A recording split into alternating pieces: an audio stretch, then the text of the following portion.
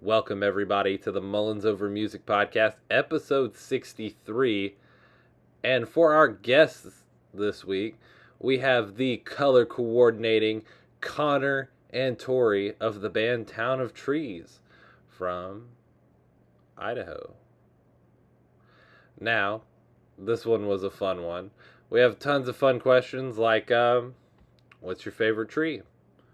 What's your favorite potato? And of course, music questions. Have a listen.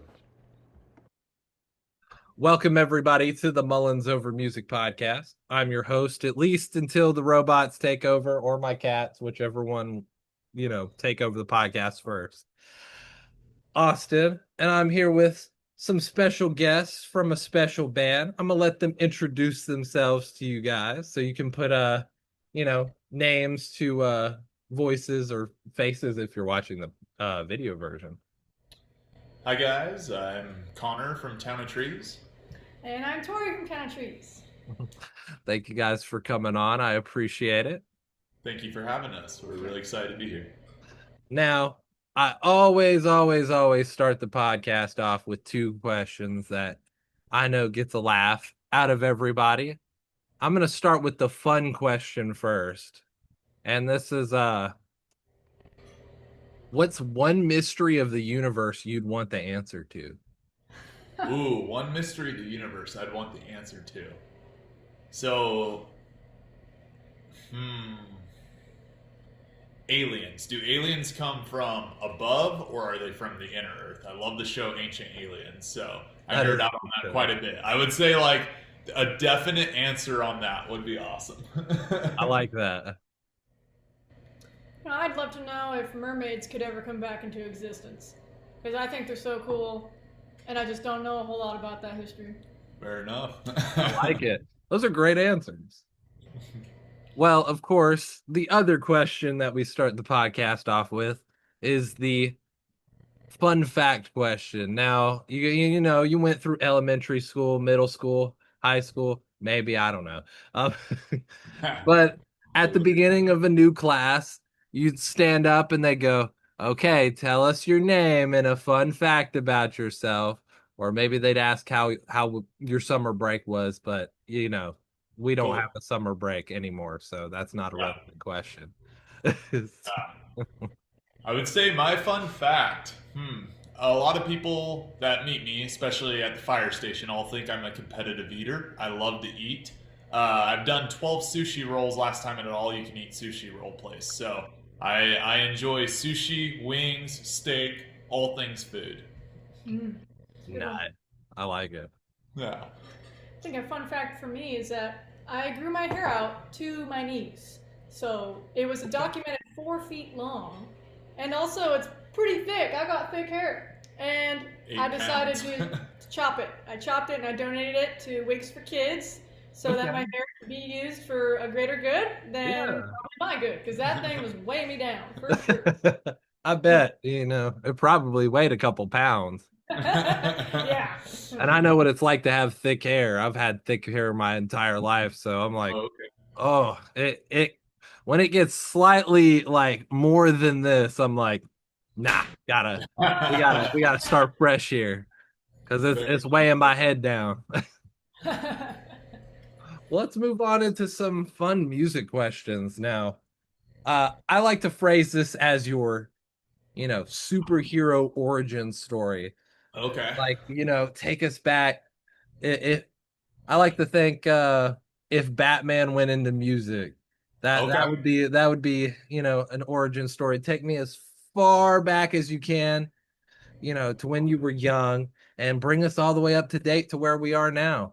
Totally. It's actually really funny you mentioned Batman, because as a child, I thought I was Batman. Like my parents, I would go to school and I would identify as Batman. Like I loved it. My little brother was always Robin. So actually in that, I grew up listening to the music in the Batman series, the Superman series, all the different Marvel universe, all DC, all those fun things. And I always thought it was pretty cool because it would be like, oh, it feels so dark when the Joker comes on and like the different soundtracks. So I always loved music. I started playing drums for church when I was 3, so grew up kind of performing, playing, understanding music from a young age. And through high school, played sports, but would also be on the band side of things. So in like a jazz band, rock band, and then also doing the football, rugby, all the fun things, track, baseball. Rugby. I see. Yeah, I love rugby. Yeah, I played at Boise State. Yeah, it's a fun time. Yeah, I love rugby. Still actually play today with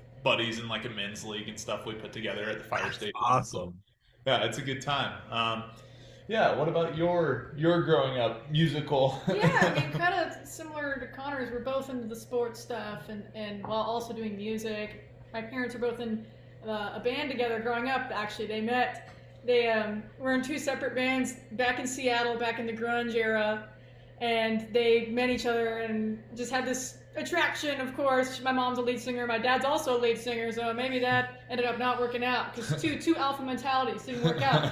But they still did their music thing, just in separate bands after that. You know, they had me, they had my brother, and I just grew up thinking music is normal, like everybody does music because my parents do. So I just always listened to my mom do vocal warm-ups on the piano, and I would just copy her, and then grew up in choir, did all that. Then I met Connor. Well, and so basically coming up to this point of music, after I graduated high school, you know, at first I was like, oh, I'm going to play college football. That's my route. That's everything. It's all aligning to do that. That didn't happen. I ended up actually becoming a wildland firefighter. And we'd go work 14 days, you know, come back for rest and recovery. And I was like, I want to make some more money and I miss music. So I used to take my drum set out on the street downtown Boise and just busk. I would put up this giant speaker and was like, anyone can connect to any song and I'll play along to it. I'll figure it out on the fly. So started kind of meeting the people, and what's funny is that we hadn't even met. She was also... I was doing the same thing. I was busking. I had my own crew, like a saxophone guy and like a bass guitarist, and I would just bring my keyboard out and play. And I didn't know he was doing the same thing. Yeah. And we ended up crossing paths at Boise State. I was on the softball team. He was on the rugby team. Yeah.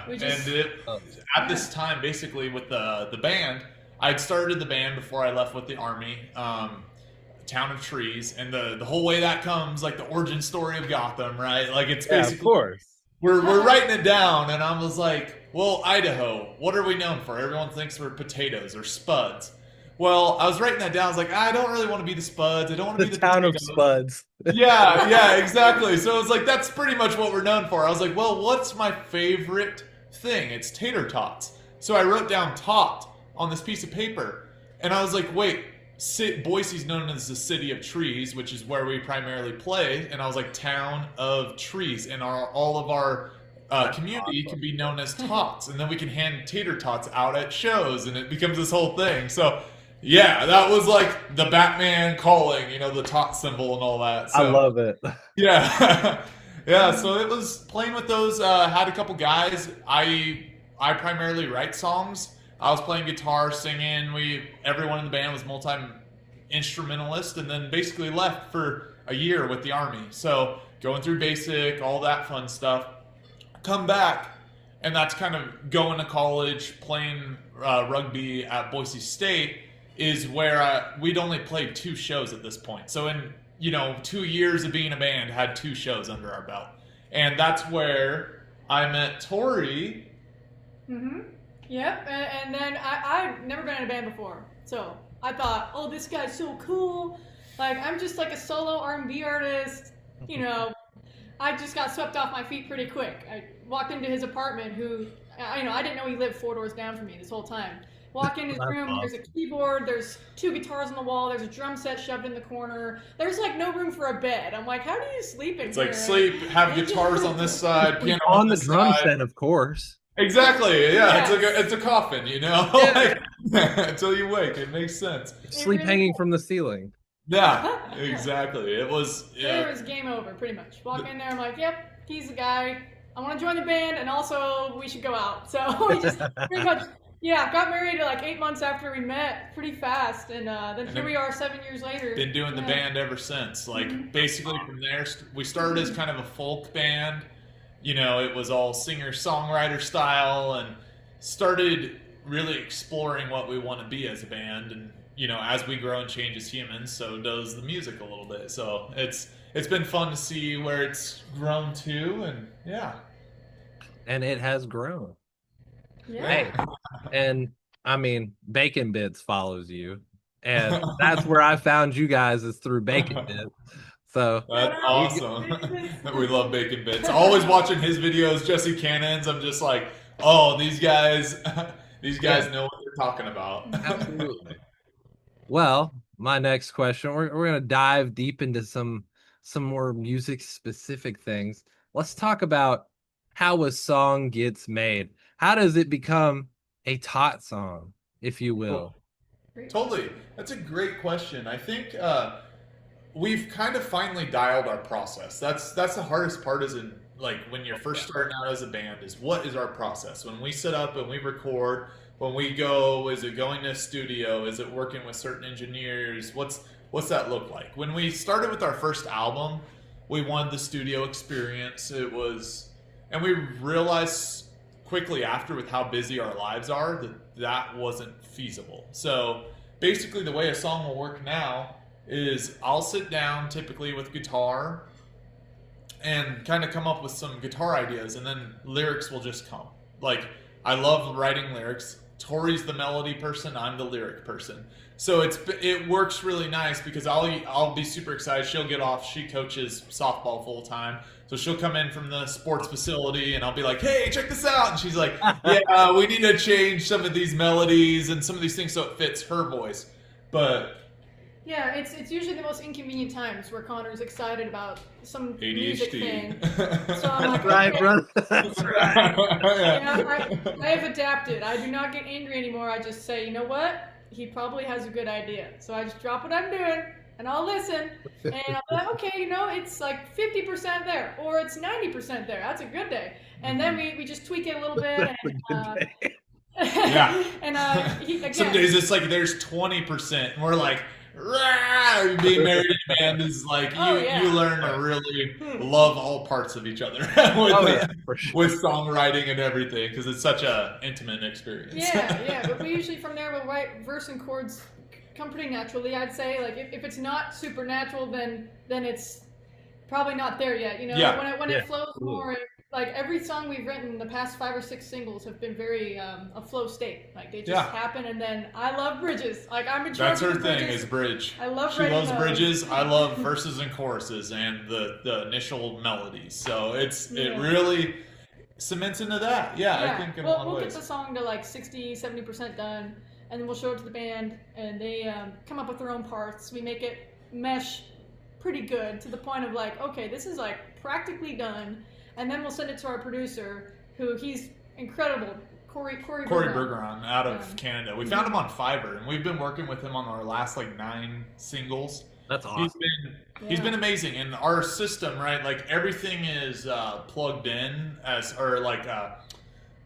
we all plug everything's DI minus drums. Sometimes drums, though, I do have an electric kit and we'll MIDI, or I'll go actually track drums at the studio, which we have a buddy friend that has a studio that's just set up for drums. Yeah. So Fred Fisher's an awesome guy.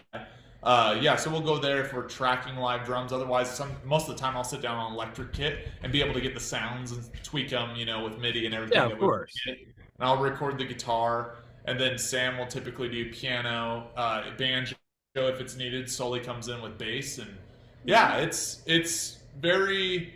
We have to get it to a certain level, then we show the band, because half the time we can write like 5 songs and none of them really stick or resonate with us. But once we get one that does, we're like, hey guys, what can you do with this? And then they'll track it, and next thing you know, we'll get it back from Corey, and he adds all the production effects and just really makes it a living, breathing, breathing project. Yeah. I love it. Well, speaking of songs, let's talk. This is one of my favorite questions, by the way. Okay. So, what is your favorite song you've written? We'll say and released, and why? And what is your least favorite song you've written, and why? Now, hey, it doesn't mean you hate the song. No, that's but fair. If you put a tier list up, there's got to be one at the bottom. Oh yeah, absolutely. I would say for me, I really like Drowning. Drowning, like the last. you know, it always feels like at the time I release a new single or we do as a band, that one's now my new favorite because I've spent so much time on it. But Drowning really resonated with me just from the place it came from. Working full time as a firefighter, I just remember going on some scenes that were, you know, you're seeing some things and you're doing some things and interacting a lot with the public and realizing these people expect me to be there to help them, and sometimes I'm not even helping myself. And that's kind of that feeling of drowning, you know, like it's a slow fade and you're trying to remember to breathe again. And that just really resonated with the place I was at. And I love how that one became it just flowed from the riff to everything to the heavy bridge. And we got the opportunity to perform it live a couple weeks ago at the Knitting Factory, which was pretty awesome. And we just had one of our buddies from Coma Phase just feature on it. So we actually, in the future, will be dropping like a feature version of it too. Yeah. We just really enjoyed that song. For me, my least favorite, I'm gonna have to say, probably is this song that you can find on YouTube. There's a music video, our first music video. And it's not that it's my least favorite, but it's because I'm so self-conscious of how I rap in it. It's called Swipe Left. And it was a song we dropped on about online dating. It was released. Yeah. Connor pulled it from Spotify. Yeah, it's respect. Yes, it's on YouTube. It's on YouTube only. There's a music video for it, but it was about online dating, and like we mixed and mastered it ourselves, recorded it in a garage. It was young college phase. It's really not a bad song. Like when I played for the softball team that I played at Northwest Nazarene University, that's the one song they remember to this day.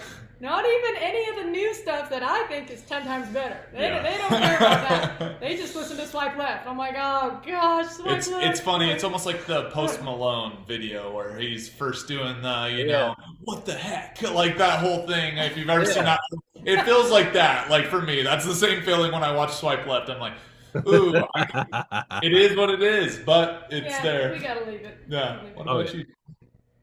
You know, I really like introspective. That's fair. I like it vocally because each recording I'm learning a lot. You know, I still don't have it all down yet, but I feel like that song was actually me, and I'm not trying too hard to sound a certain way. It's just my voice building up to who it is, to who my voice is trying to be, which is myself. So that feels authentic. The lyrics are authentic. I really like the lyrics Connor wrote on that, and the band was actually super interactive in that song, with writing that song. So it was a lot of just chords that I wouldn't normally have chosen that we kind of figured out together, and it's almost borderline funk, like the kind of the our bassist is a huge funk guy. Like he plays in the army. You know, if you play bass, you got to at least have a little bit of funk. Loves funk lines. Yeah, absolutely. So it was fun to kind of embrace a little bit different of a genre, just slightly in the chorus there, with more of the rock verses. So that was a fun one. You know, least favorite song would probably be one of them on the album that we dropped. Never Know is what it's called. Most people probably don't know what it is. It's one of the oldies, but it was very forcefully edgy. And I don't like trying to write a certain way. I like writing as revolving. And usually Connor and I write 2 songs at a time that are good, and they always pair up with each other. So we'll record the music videos the same weekend. Record the demos at the same time. That song never fit with another song. It just was a song. And it's the only standout singular. So that's the vibes for me. I really like all the singles we've been dropping and the headspace we're in now. So yeah. Well, Connor, I have to agree with you. My favorite's Drowning too. Oh, really? That's awesome. Hey, I listen to every song when a band comes on the podcast. I try to listen to every song that they've put out. I'm successful about 80% of the time. Totally fair. Wow. Especially that's actually quite a feat. I had Lauren Babick on here, and she's got like 300 plus songs, and I'm like, I give up halfway through. Yeah, that's a lot, man. Well, because she was in 3 or 4 different bands, plus her own stuff, plus the covers, plus the stuff she did with League of Legends and stuff. Wow. And I'm like, this is too much. Yeah, totally. I need like a condensed. I need like a speed run condensed version of it. Spark notes. Yeah, exactly. And luckily enough, I had listened to 2 of her bands prior, so I could skip those and just go over to the rest of them. I'm like, I think I'm gonna pass out from listening to so much music. That's awesome. I mean, that's why I started a podcast, is because I was listening to podcasts more than I was listening to music. Fair. Music related podcast I was listening to. And then I'd be like, oh, now I'll go listen to the music. Yeah, that's awesome. Well, this is my next favorite question. These are 2 song related questions. Okay. So, what song have you guys made that just did not make the cut, and why didn't it make the cut? I want to hear the most interesting song that didn't make the cut. It's a good question. I would say, honestly, weird enough, what will happen a lot of times with different things, they may just not fit. So, like, right now in this new song we're writing, Divine, there's this lick I kept trying to fit in other songs. In fact, originally, I want to say it was back in Happy that I was the ba-na-na-na-na-na-na-na-na, and it just was not fitting. Instantly it fits in this bridge and it just makes sense there. So I'd say it's more so like that. There's lots of lyrics and stuff that may not fit, but I keep a running tab of everything on our Google Docs, and it'll basically be like, oh, this didn't make the cut, these lyrics didn't fit, or these chords didn't fit. But essentially it doesn't mean it doesn't become a bridge or a verse or the start of a new song later on. That's a good point, Connor. I don't think we've ever considered it that we've had like a failed song, because we will take something of the failed song, and I almost call it self-plagiarization. Yeah, of course. We're like reusing a lot of stuff that we've already thought of, but we're using it in a new context, and it works out almost every time. Yeah. Like, as long as you don't forget about what you wrote. That's why the voice memos are so helpful. Make voice memos 1,000%. Yeah. That's the hardest thing, is like to remember. Sometimes you'll get in a good flow state where you're making something, gosh, you're like, oh, here it is. And you can't repeat it. You always press play first on a voice memo, let it run. If it's 30 minutes, it's okay. You will find a piece in there that's usable. Introspective was a prime example. Sam was, I love the cat. Our dogs are both sitting here, if you can't see it, in Tori's lap doing that. This is Remy.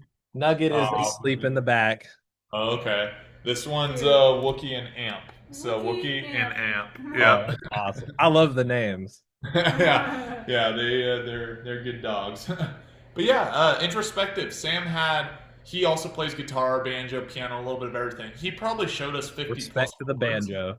Yeah. Oh, it's awesome. We'll break it out for folk sets and stuff, and halfway through our live sets, we try to do one song re-envisioned as folk. So it's fun. But Sam on Introspective probably showed us 50 different chords, and out of those, I found 4 for the verse that worked, and they were jazz chords I usually wouldn't play. So that's an example, I guess, of how big it can go, and then like you can narrow it down or find something in anything. So yeah, I'd say that's our example. Yeah.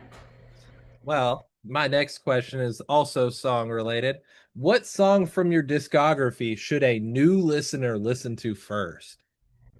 Ooh. Like, if you had to pick any of them that you're like, this is what represents Town of Trees. This is the one that you're like, if you're going to listen to any of them first, this is the one you need to listen to. I think Selfish is a very honest song. Like, it's very vulnerable. It's a little bit different from the rest of our discography, typically.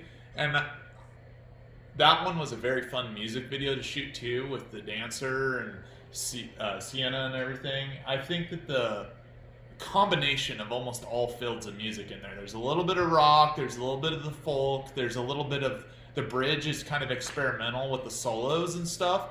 Like, we were listening a lot to Youth Lagoon and like, yeah, what would you say, Tor? Yeah, I was going to be completely opposite of that.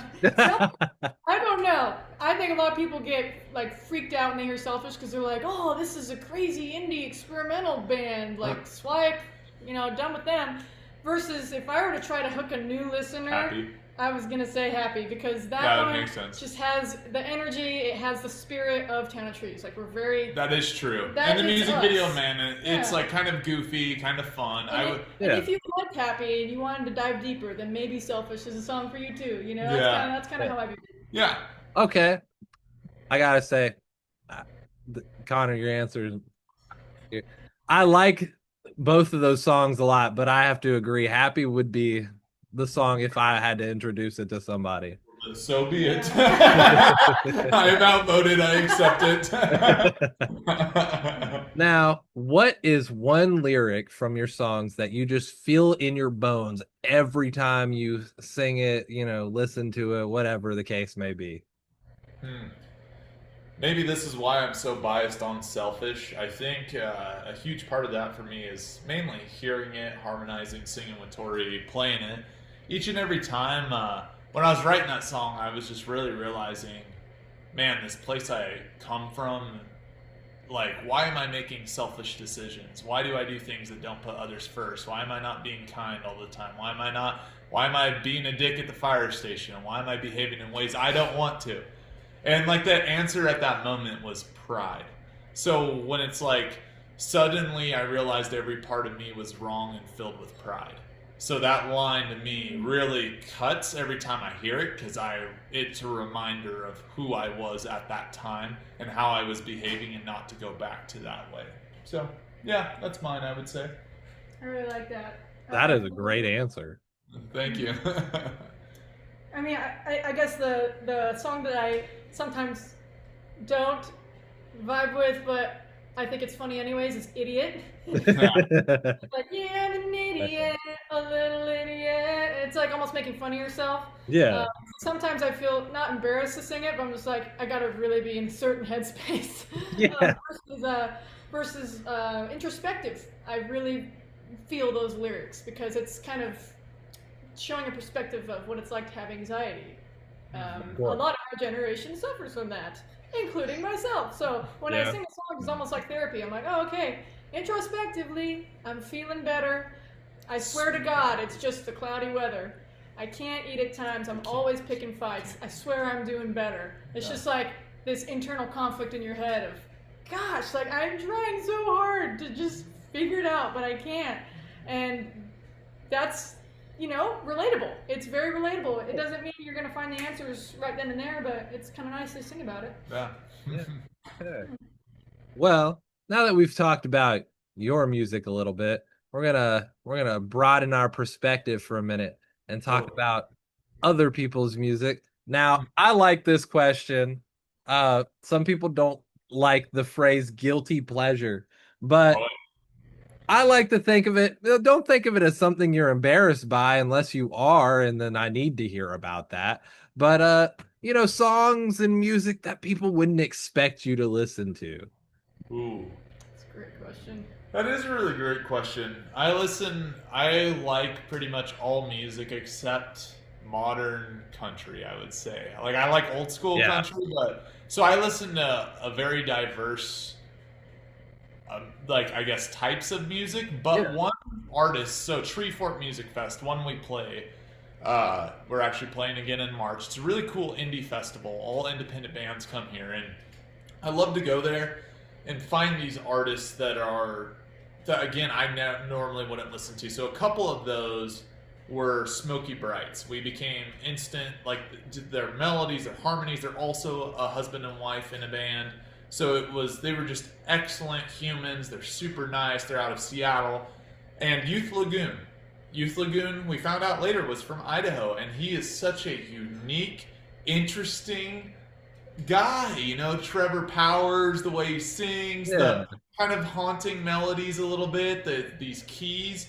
I think for me, those two were outside of normal, I love Switchfoot, Blue October, I love, Imagine Dragons to some extent, like the synthy stuff, 21 Pilots. But, those are definitely not mainstream artists, in that sense. Yeah, of course. Yeah, those were good ones. What about you, Tori? I was looking on my phone right now just to... I do that all the time. I'm like, what is on my Spotify? The Slash album. Yeah. So the Slash album, this one here. This is I grew up on that album, and it's. He has all those features. It has all the features. It's got Adam Levine and a couple of The World on Fire, Chris Cornell. every single song is different, but it's very captivating, and I love the guitars are just badass, you know. Made The by Side Quest album. Yeah. Literally. Yeah, so I guess a lot of people could be confused by that because, as I told you earlier, when I was in college, I was an R&B-er. It's just totally opposite worlds, and I was trying to be all almost borderline Ariana Grande with my like annoying falsetto headspace or whatever. And I'm like, I need to get back to my roots a little bit. I want to sing rock. And at the time, Connor was super folky, and I'm like, what is this Lumineers style stuff? You know, so I Love the Lumineers. Oh yeah.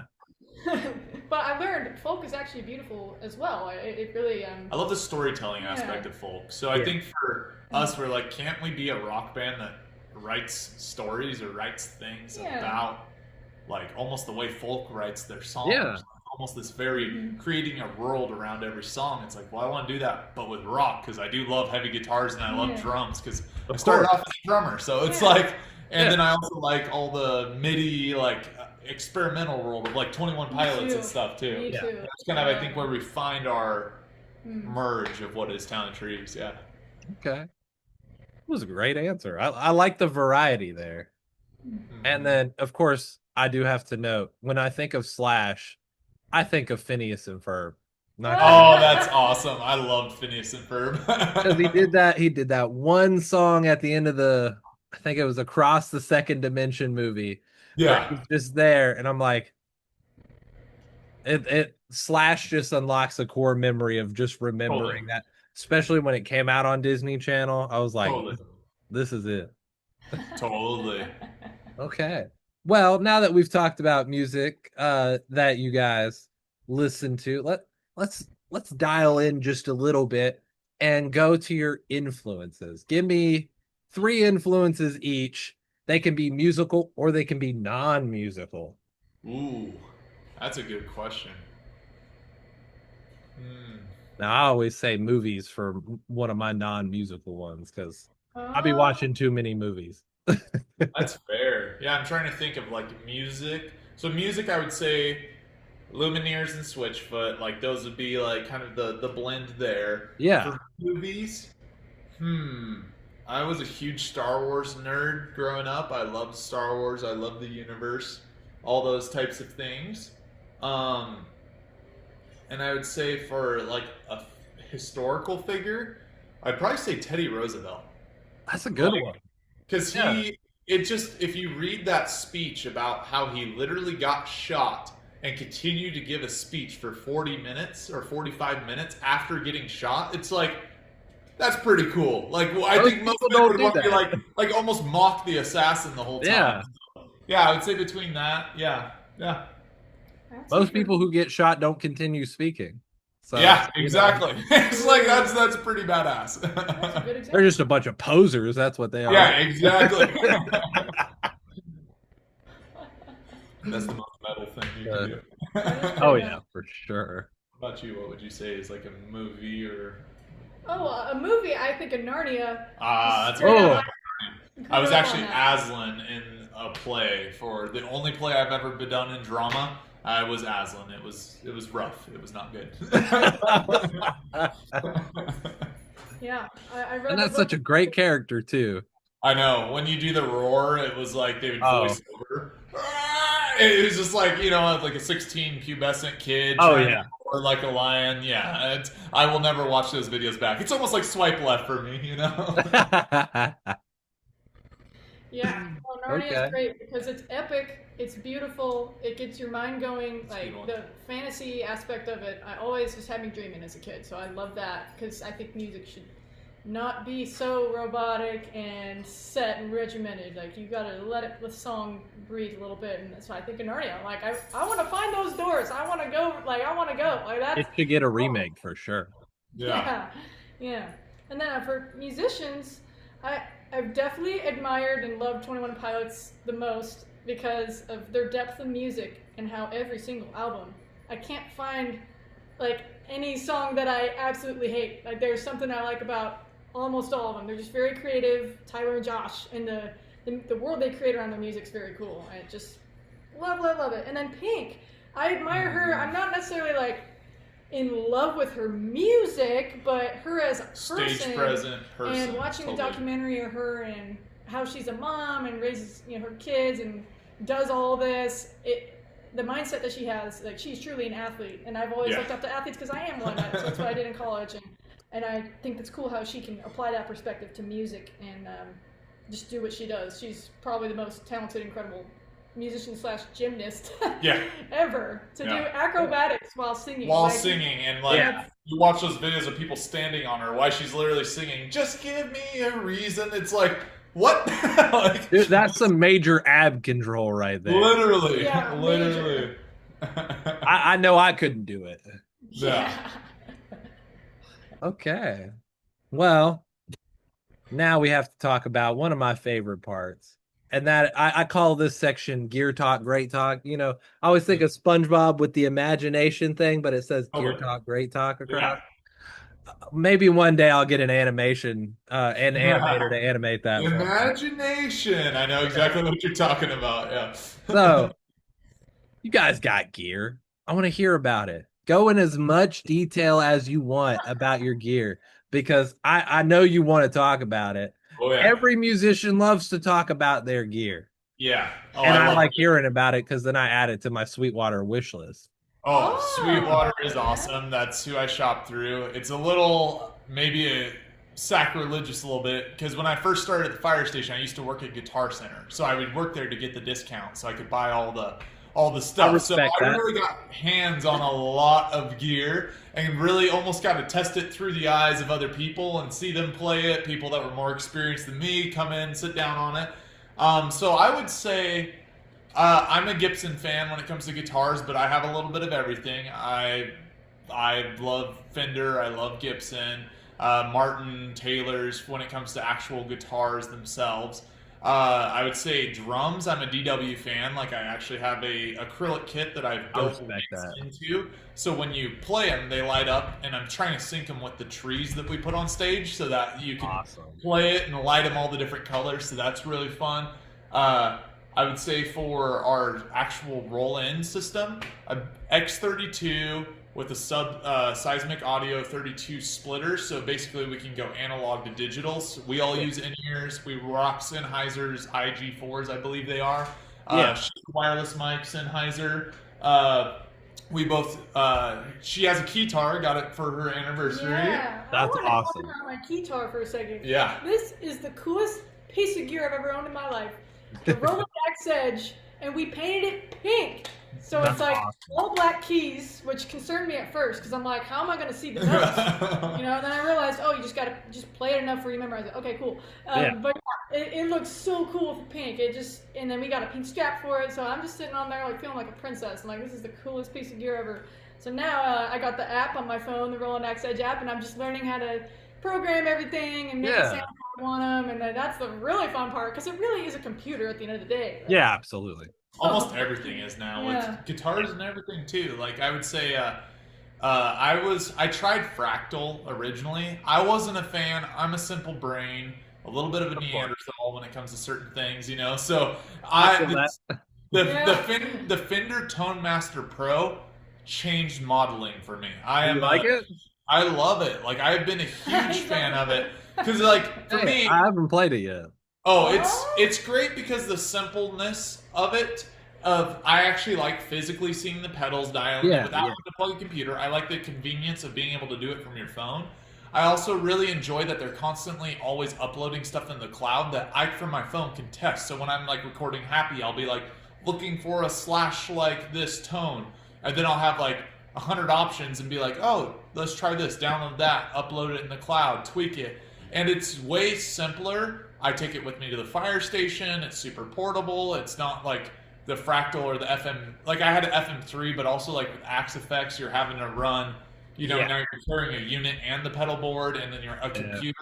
It's just as much gear to lug around as a traditional. Yeah, and it's like, but it's cool. Like I'm not dissing on anything. The biggest issue a lot of artists had with Fender originally, I think, was that they were like, oh, it doesn't make metal tones. But as it updates, it's like there's everything and anything under the sun.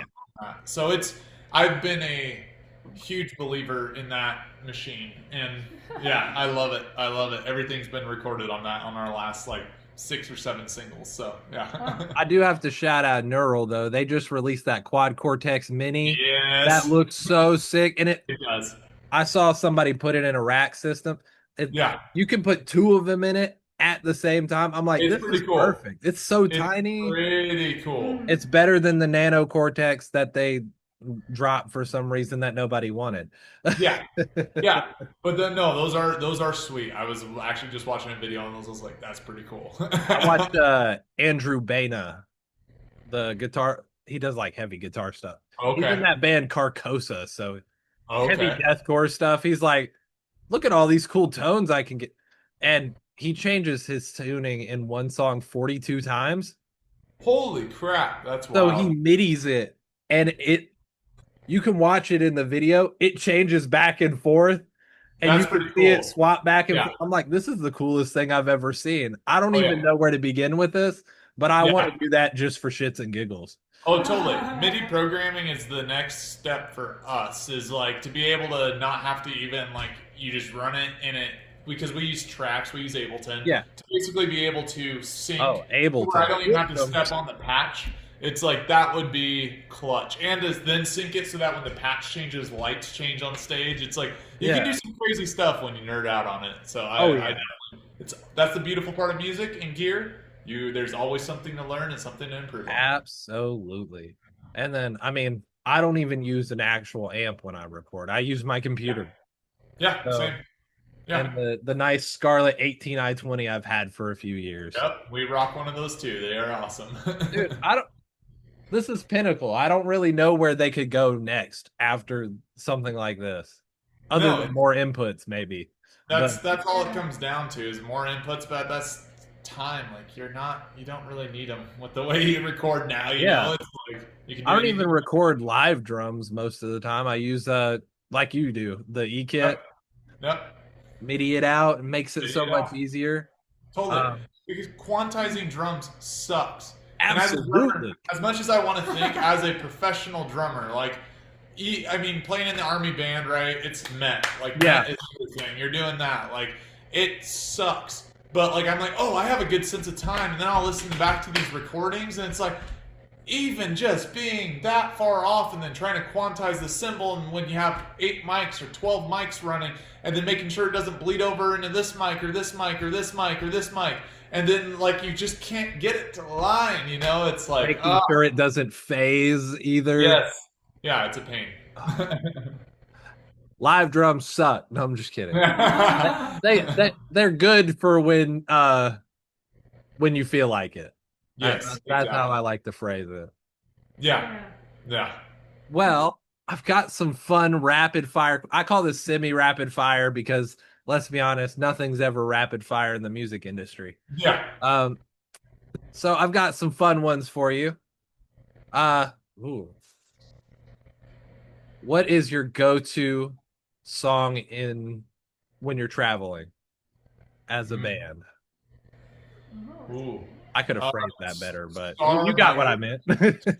Star by Earth, Wind, and Fire was what. So we play this game where everyone shows a song on the playlist and we all cue it up when we're traveling. Like we were this last weekend. So Star by Earth, Wind, and Fire. Sam, in fact, I'll just pull them all up. Sam cued, what was his? It was like, not Rivers and Roads. It was very interesting. I saved it.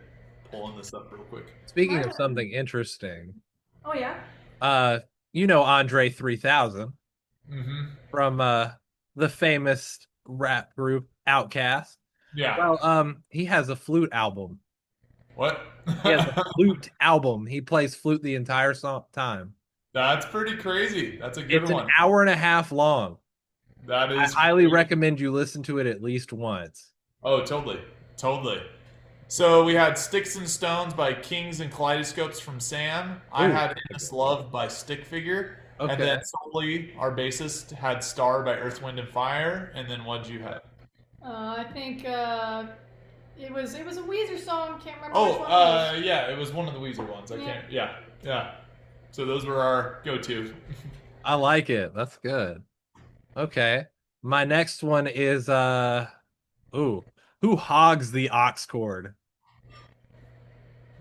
Connor. So we have a 35-foot RV, so I do most of the driving. It's like a lot like driving a fire truck. Yeah, of Well, course. whole little trailer, but half the time I'm like listening to folk chill music while we're making mountain passes or things like that. So everyone else will be crashing out, eating, snacking, doing their things, and I'll usually be focused on driving between me and her brother Gabe. And even like one-on-one, Connor is the aux hog. I love And sport. sometimes I won't play my music, but it's okay. What Connor plays is very easy to listen to. So. Yeah. Tori loves rap, so it's like we're going straight to softball, college softball playlist when he has the odds, you know. Yeah, I guess it's more risky music, but It's fun. I love it's fine. it. So, ooh, this one. Who's always late to rehearsal? Ooh, I would say Technically me, because I'm the one doing vocal warm-ups, and that takes like 15 minutes, so technically 15 minutes late, because I forget that I need to do it before the band practice starts. we're pretty regimented on start time. I would say, being former military and then solely still in the military, it's like he's there right on the dot. Sam's usually there 5 minutes early, and then we're setting up, and then she does her vocal warm-ups. We do our warm-ups, and then she comes in, and it's time to practice. Yeah. Now, this one's one of my favorite ones. What is a song written by another person that you wish you had wrote? Now, somebody told me Happy Birthday once, and I was like, That's a good one. I'm not getting any money from that. No, I'm just kidding. I would say my favorite song, actually, Tori got this on a guitar strap for me for Christmas. It's Saturn by Sleeping at Last. And in there, the lyrics are so beautiful. It's like a full composition piece. I listen to it, and I'm like, that song, like, gives you the meaning of life when you listen to it, you know? Like, the final quote, with shortness of breath, I'll explain the infinite, how truly rare and beautiful it is we even exist. And it's like, you know? I can see that. Yeah. Yeah. Give Me One Reason by Tracy Chapman is just an iconic song that I've always liked, and I just don't get tired of it. And I think it's always going to be a piece of history, so I wish I would have wrote something like that. That's pretty cool. Oh, yeah. I always pick a Phil Collins song because that's usually what I pick. Yeah. It's iconic. Everybody knows it. Woo! Sorry about that. Bless you. I was waiting on that. Okay. Ooh, this is a good one. What is your favorite type of tree? Ooh, I'd say mine is pine tree. I love the smell of pine. I love pine cones. We actually have 3 of them on our property. I really like pine trees. Mm-hmm. I like cherry blossoms just because my grandma, she's Japanese, so I've always kind of held that deeply in my heart. And I do see that. Yeah. I just think they're gorgeous. I wish I saw more of them.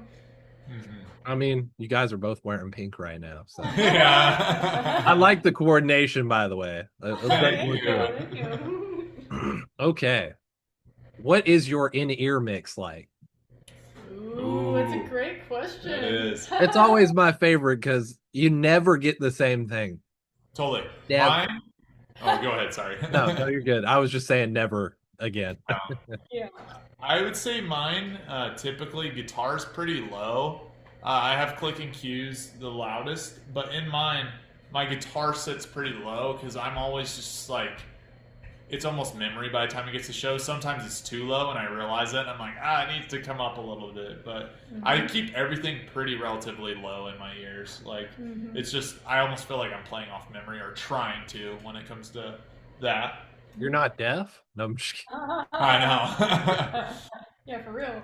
But yeah, mine's similar. The main melody is definitely boosted up because sometimes just like I have to hear myself and then I go overboard and then it's too loud. So I'm getting better at just like leveling that and getting the correct distance away from the mic and all those technical things that actually do add up and matter. Drums are always loud enough to where I'm like, it doesn't need to be too high. All the way Sometimes down. I just put that, it's down a little bit. I'm the same way, yeah. I read those your ones guitar low. is not too low. I like your guitar. Yeah, You know, in your ears. my Yeah, ears I don't out. like it in mine. Yeah. Hey, I respect that. I love hearing what people's in-ear mixes are because you always get something interesting. Totally. Okay. Ooh. What is your favorite show you've played so far? Ooh, for me, it's a toss-up of opening for Judah and the Lion, and then the Knitting Factory we just played this last weekend. Those were so we played at the venue was probably the coolest with Judah and the Lion being at the Union Event Center. It's like 3,000 people. It was awesome meeting them. Super humble humans. Abe Parker was super awesome. Just good manners, super kind, especially for people that have been on the road. This is kind of one of our first times doing it. They really were kind to us as an opening band, so that was amazing, and we're truly grateful for that experience. I'd say the Knitting Factory, this last time we were opening, or main support for the Foos, and we had the full show. Like, we had guys that, like, her brother comes in a shark outfit kicking beach balls in the audience. We have aliens. She's ripping guitar solos. Like, we love, Sam has these 3-foot drumsticks for a drum solo. Like, we love just bawling out for the audience. Like, it's so, those are fun. We like the stage gimmicks, and I have to admit that's probably my favorite part about playing at the Knitting Factory, because it's big, the stage is huge, so you can run around and just do all this stuff that you normally can on most, smaller venues. So I always love the knit, and we all get to feel like rock stars for a day. It's pretty nice. Yeah, playing like 1,000 people is always I would say that surprisingly, one of my favorite shows is actually the Hap Hap show. There's this little tiny bar called the Hap Hap Lounge in Boise, and it's very intimate. And we did our first folk only set in a long time. So I was very nervous. And I forgot what it was like to be in a small room with people right next to you. Small rooms, no tracks, just you, very banjo, authentic. acoustic, and I surprisingly ended drum. up liking it a lot more than I thought. And so it reminded me how to be a musician again, not just a showman performer. Of course. How to just focus on the music and relay that to the audience. So I actually, that grounded me a lot. And totally, both sides I wouldn't are mind so doing important. that again. Yeah, yeah. We've started then to submit for folk festivals and tune up a folk set, and our goal is that eventually we're going to drop folk versions of all of our songs as well. So then we kind of have the leeway to go either way. Yeah. I like that. Well, leading into this, what is a fan moment that has stuck with you, or a funny one? Ooh. I would say cool one, we threw a beach ball out at the Knitting Factory, tossed a pin out there, and people, throughout it were all signing it. So we hung that up in the band room, or it's floating around in the band room, and it probably has 200, 300 signatures on this beach ball. And every time I see that, it reminds me like of how grateful I am that I get to make music. Like, it's such a cool to connect with people like that. I don't know. I have a different variation of the beach ball. At the last show, somebody from our band hit the beach ball to the audience, and then one of the fans that I know, she's one of the moms of the softball player's head coach. Yeah. She caught it, and then she spiked it back, and it hit Connor like directly in the face. Yeah, it was like, oh. And then she felt so bad. She's like, "Oh, I'm so sorry." Like, it's fine. Smile, keep playing. That was a funny one. That, or even on the last show, we had this weirdest one. Was we had this guy follow us. We were playing with the Foos up in Jerome, and this guy follows us down in the basement into the green room, and we thought he was like event staff. He's not. He takes a beer. We're like, maybe he's like the manager or something. We go back to our RV. We're getting dressed. He walks in there, and he's like, "Yeah, so I'm here to party." And we're like, "Dude, we're like half naked, getting dressed, ready for the show, right? Like, who are you?" And then he just like starts sitting down. So we're having to wrestle him outside, in the snow right before we go on stage. So you do get those types, also from fans that show up where you're like, huh. You're like, you have no sense of personal space, do you? Oh, totally. Dude, some people are just like that. I'm like, you didn't get your own personal space as a kid, did you? Yeah, exactly. Okay. Now I've got a couple more fun ones here. Ooh. So studio or the stage? We're going to do some this or that ones. Okay. So studio or the stage? Yeah. I would say for me, I enjoy them both equally for different reasons, but it's definitely a split. It's like when stage, it's almost like everything's dedicated to that. When studio, everything's dedicated to that. I enjoy live performances, though. I just do. And you? I think I'm becoming a studio gal. I like the privacy of me just being there, and I've got my own little booth upstairs where I just have the computer and I can take my time, and so I don't know if that's not a traditional studio. Of course, it's more of like my own type of studio, but I love that. And stage, I'm learning to love that. It's not always luxury, it's not great, glamorous. it's not always glamorous, but I do like, when that does work out. So it just takes time, I guess. Okay. So this one's gonna be probably an easy one, or a hard one. Chorus or bridge? Bridge. I figured that would be fairly straightforward. Ooh, I like this one. Melodies or hooks? Lyrics. I respect that. Yeah, melodies originally. Corey sometimes comes up with cool, re-envisioned stuff and with the hooks that I am blown away by. So when you have a good producer, I think you learn the value of hooks too. Totally. But yeah, melodies more my gut feeling. Yeah. I like it. Ooh. Physical music, like physical media, or streaming? I love collecting records. I always try to buy merch shirts from every band that we see. But the convenience of streaming is awesome, that I can just like look up an artist anywhere in the world and get them. So I'm not one of those artists that's like anti-streaming.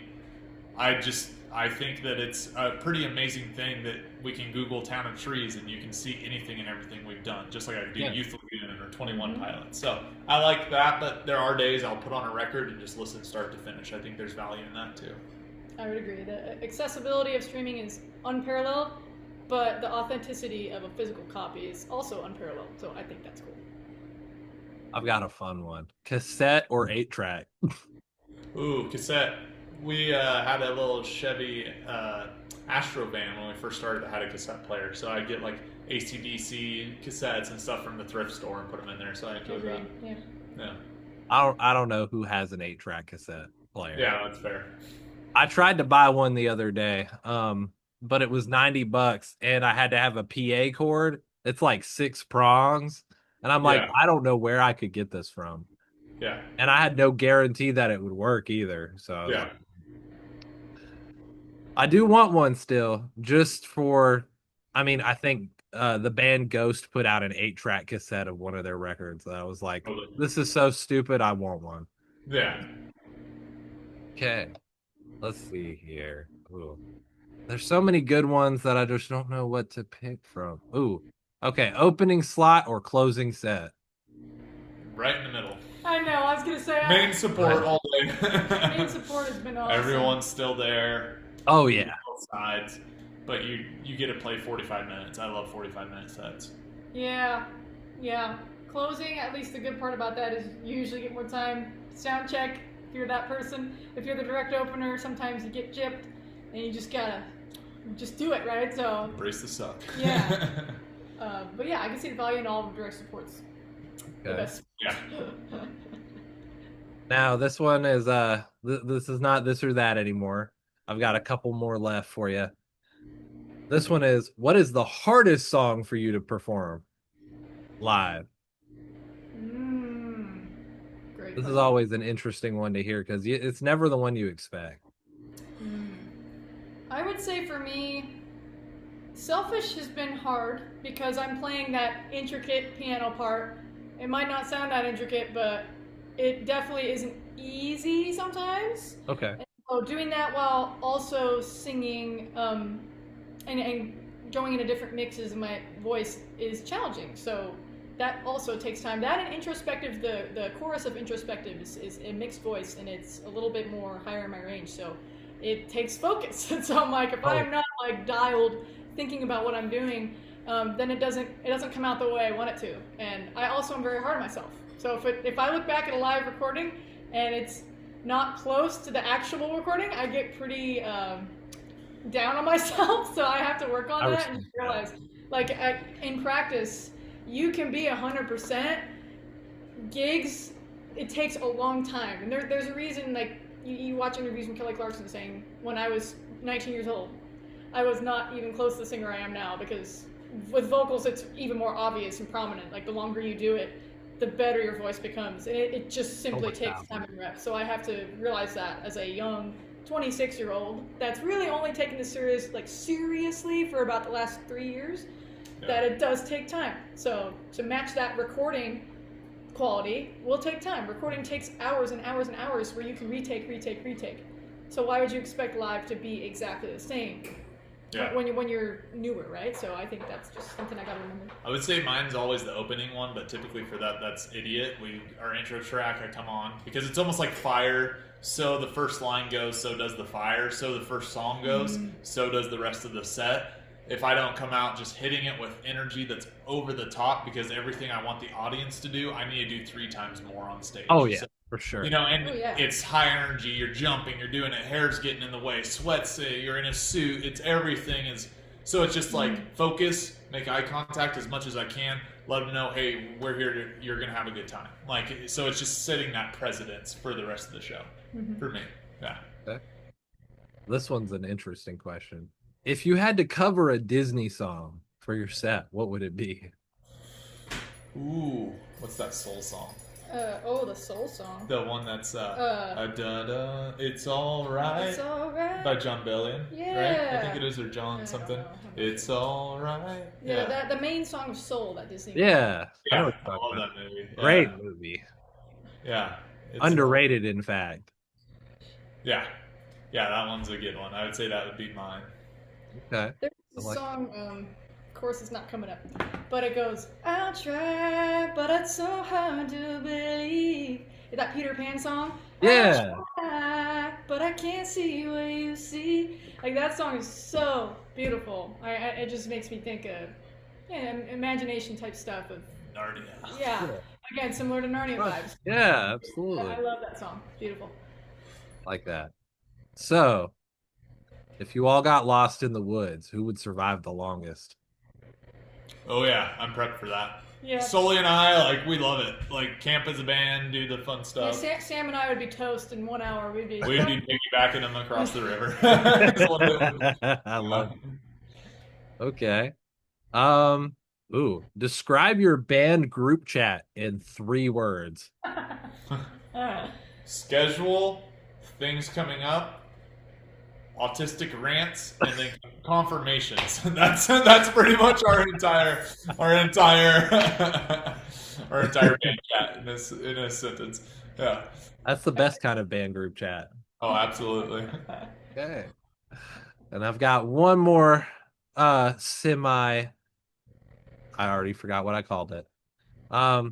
What is the worst song that has been stuck in your head within the past month?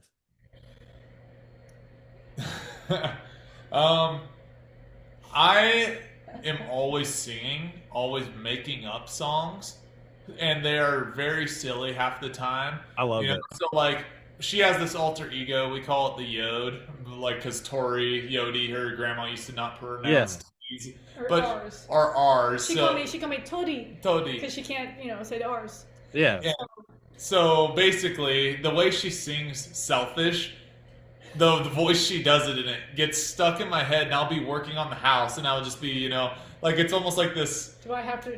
I think you should do it. I think you have to. I think you should do it. It's like a yodel. I can't You got believe this. Okay. I love So this is Yodi speaking in the Selfish song. She it's like this darker weird thing. Yeah. So that gets stuck in my head. It's like, Yeah. It's like a little Disney character, but it just gets stuck in my head. So I'll just be working on something. I'll annoy him on purpose. I'll just sing in that voice, and he's like, "Stop being a Yodi." And I'm like, "I'm being a Yodi today." Yeah. I love it. Well, we're about ready to wrap up here, but first I gotta ask: new shows or events coming up, and new music. What you got for me? So Treefort Music Fest, we're playing that. That's our next show. We're going on tour in June, a little Northwest tour. As far as music, we have AI Society coming out next week. Every single we drop singles every week. Every 4 weeks after those, we drop music videos of those singles. So we have AI Society, Stitches, Divine, basically all these singles coming out. So we're pretty much pre-scheduled out through May right now. So yeah, every 6 weeks a new single every 6 comes weeks, out. yeah. Sure, yeah. Yeah.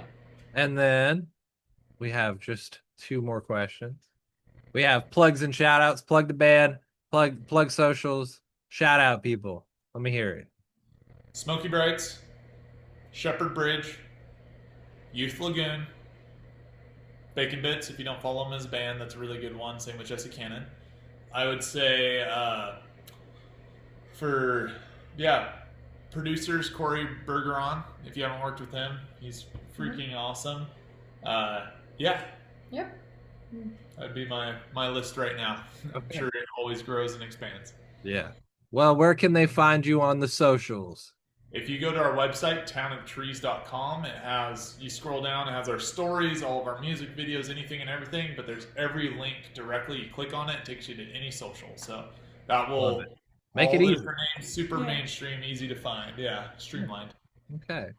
Well, I've only got one last question for you guys, and that is, what song from your discography do you want as the outro song for the episode? I know. This is probably the hardest question. Your call. Ooh, let's do Drowning.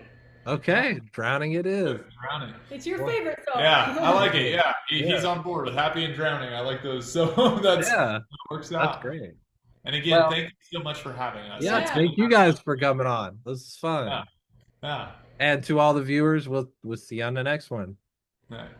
Cool. See you guys.